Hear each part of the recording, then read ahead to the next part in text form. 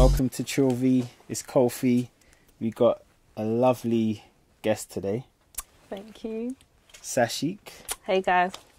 So yeah, tell us about yourself, man, because you know you're an up and coming artist. Let everyone know more about you. Yeah. So it's a small intro. So my name is Sashique, Sashique. I'm 22 and originate in the Caribbean, Jamaica to be specific, and I'm a pop artist. Was you born there? Yeah, I was born there. Oh, dope. Okay. Yeah, I was born there. Came here when I was like 5, back and forth like a couple of years, and then haven't been back for a good while now. Okay. But so I'm a pop artist, but because I'm from the Caribbean, I do dancehall music, but most of my music from now on will probably be pop, but the stuff that's out at the moment is dancehall. I always dibble and dabble in both, but it will probably more prominently be pop. Okay, why do you dibble and dabble in both? You still want to keep your roots and stuff? Or? Yeah, it's just easy, you know, like it's comforting when I write dancehall. It's very easy for me to do as well. I can write like a dancehall song in like on a good day in a space of an hour. Like it's not Really? Yeah, so I feel like that, and I just love the party vibe, so I always write them type of songs. Okay. But like from market wise, and because I do have the writing capabilities, it will be pop as well. Okay, so how did you get into this? How did I get into this? Yeah.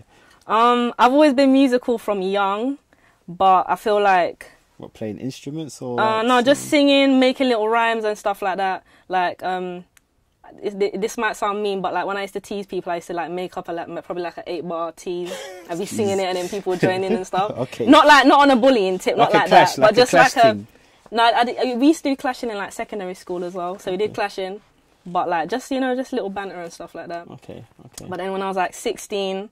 I was introduced to Cubase 5 that like make beats and stuff like that. Yeah. So then I did that for a year, and then I went to sixth form and I did music tech in first year. So I had experience with Logic Pro and stuff like that. Okay, so behind the scenes, learning about music. And then so I did that for a year as well, and then after I just switched up all my subjects and did something else. Okay. But yeah, so 16, 17, that's when I had was introduced into like the whole technical side of stuff. And then with writing, because I used to just be writing bars, and I would never complete a song. I would never finish a song. Why?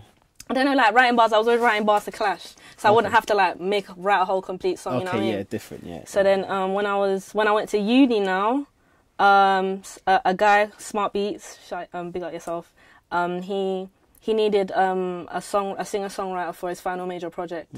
So he needed 4 conceptual songs. So this was the time when I had to discipline myself and actually like write a song from beginning to end, and then stick to a time frame, because it's not on my time. It's for somebody else's coursework. Yeah. So you had to be serious. Yeah, and then so that was in first year of uni, and then like second year of uni, I was just like, you know what, I don't really want to do music. You know, when you do a couple shows. The tech. But was you singing or was you barsing? Like, what was you doing? No, I was singing because it was songs. He wanted songs. He didn't really want a rapper. Okay. So it was songs, and then I think second year now I was doing like little, you know, open mic stuff at uni, and then like, you know, like sound wasn't right and stuff, so it kind of just like disheartened me a little bit, and I was like, you know, no, I'm not going to do this music. So then say second year.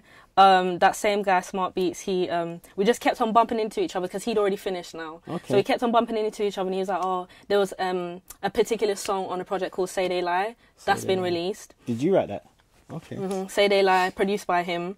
And he was just like, that was the best song on the project. He was like, oh, I want to release it. I was just like, I don't care, release it then. And he was like, no, but like, is music what you want to take seriously? Because I don't want to release it, and then like, maybe if people want to hear more, there's nothing. Yeah. So I spoke to my dad about it, and I just asked him, I was just like, bro, like, what do you think I should do?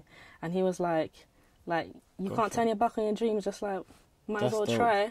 And then that was the defining conversation. If I didn't have that, if my dad said no, I would not be doing it. Like, I would have just been like, okay, cool, let me just... He said, don't turn your back on your dreams. So was that your dream then? I suppose, yeah, it was. Damn. It was, so I'm doing it, and, you know, I finished uni now. Oh, finished uni as well? Yeah, this year, so I'm graduating in September. What did you study? Congratulations, thank man. You, thank you. Thank you, I know. Everyone makes it, you know. Accounting and finance. Okay, that's... So. Okay. brains and beauty and talent too, yeah? Yeah. That's good, man. So what was your first song that you ever released, and tell me about the process of that? Did you still work with that same producer, Smart Beats and stuff? Or? No, we don't work with each other anymore because now my music team is based over in California. Like when I went to, my dad lives over there, so that's where that's where I go, and then that's where everything kind of like took off when I was over there. So would you say it's different, like the music over there to here, for you as an artist anyway? It is. I feel like obviously they want more pop. Like it's not like over here where, you know, like when over here you have the Caribbeans, and then you have the Africans, and then you kind of have, everyone's kind of like connected to their roots in a way. We still bring our music from back home, and over here when we have them type of parties, over there everyone's into this whole, you know, Americanized type of thing. So they're trying to like blend everything, so everything has to be a little bit more universal then.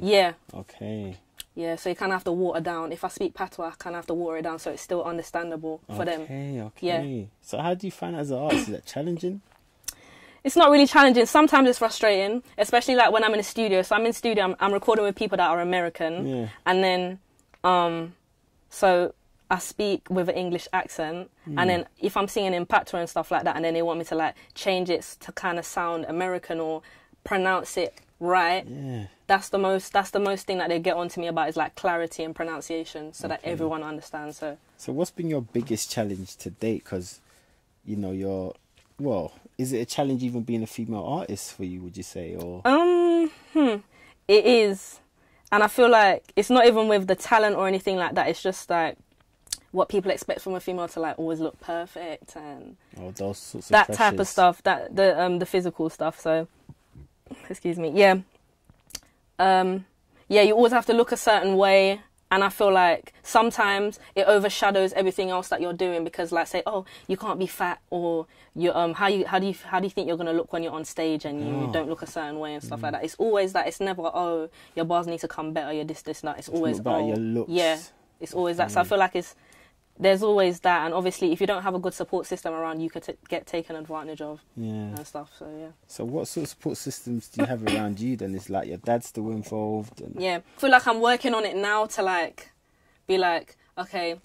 not everyone is gonna have the looks, because everyone's trying to make this female, oh yeah, you have to be beautiful, you have to be this, but like not everyone's gonna look the best, or, you know, beauty's subjective anyway, so I know I'm gonna look good to somebody, you know what I mean? So I feel like I just have to be like, listen, no one has the same sound as me. I think I'm a great writer, and I just have to keep telling myself that. And I feel like, you know, as long as I just look after myself, pray to God, of course, then I feel like I'll be okay. Like, you have to have a really strong mindset, don't you? And I feel like, you know what I mean, at the end of the day, I'm like, raw, I get niggas in it, so probably cut that bit out. No, you know what I mean? So it's just like, people are still attracted to me, so it's not like it's not like I'm going to be attracted to a large, I don't have to try and appeal to everybody in it. I know that's somebody.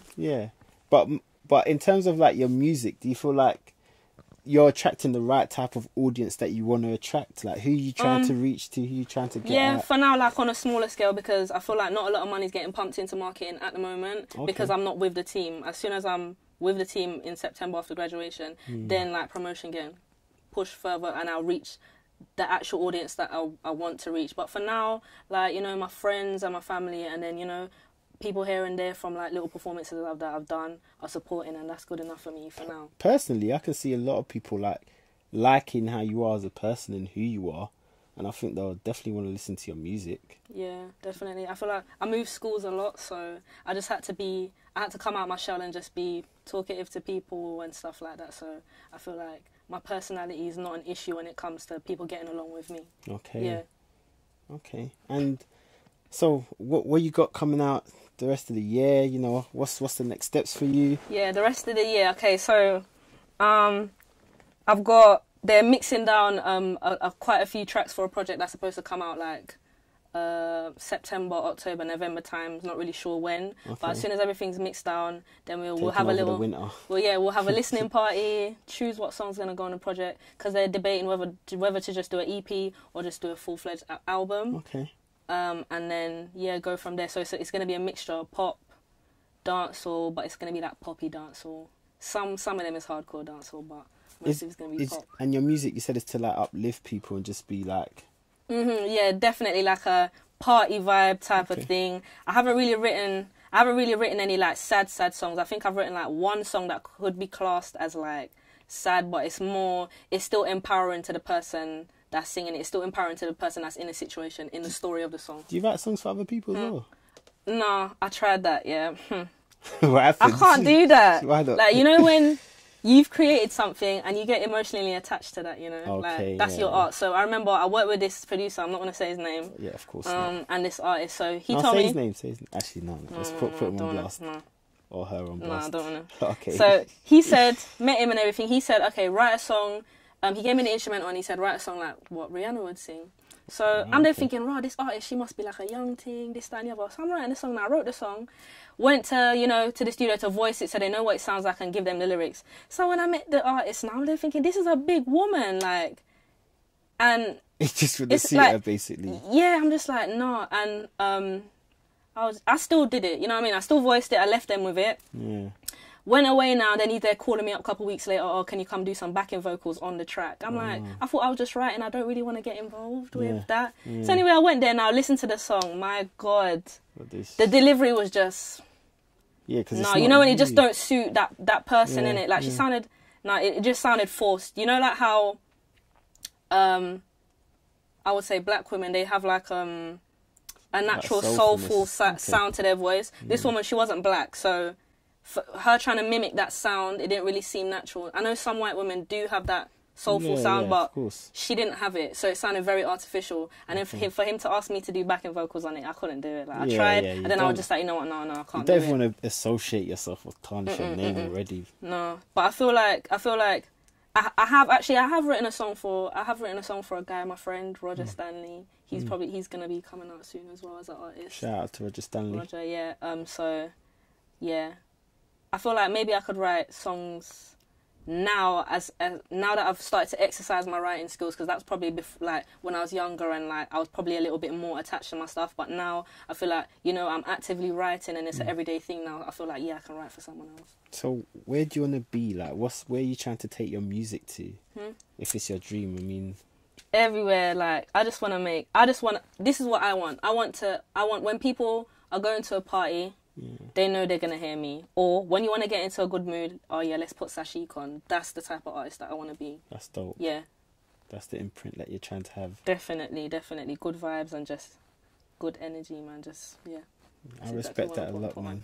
Yeah.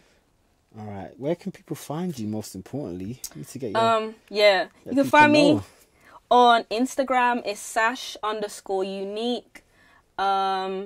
Twitter is Sashique Music, so it's just my full name, Sashique Music, and then anywhere else it would just be Sashique or Sashique Music. So yeah, we'll make sure I'm on SoundCloud, YouTube, everything. Yeah, got a couple music videos out and stuff, so check that out. Make sure you check it out, seriously, guys. Make sure. It's Kofi, it's Sashique, it's Trill V. Peace.